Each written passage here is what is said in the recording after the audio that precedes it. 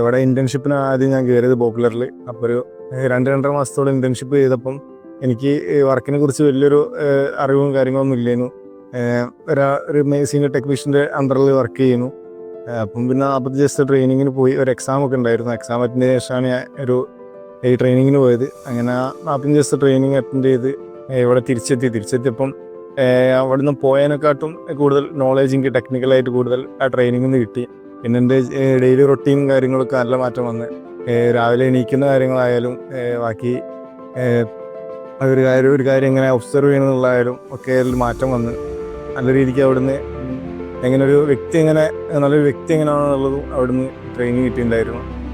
അതേപോലെ തന്നെ നല്ലൊരു ടെക്നീഷ്യൻ എങ്ങനെയാണെന്നുള്ള ട്രെയിനിങ് കിട്ടിയിട്ടുണ്ടായിരുന്നു. അപ്പോൾ ഇവിടെ ഈ കഴിഞ്ഞൊരു 1.5 ആഴ്ചയായിട്ട് ഇവിടെ അപ്പോയിൻമെൻ്റ് ആയി. അപ്പോൾ ഇവിടെ മെക്കാനിക്കായിട്ട് വർക്ക് ചെയ്യാണ്.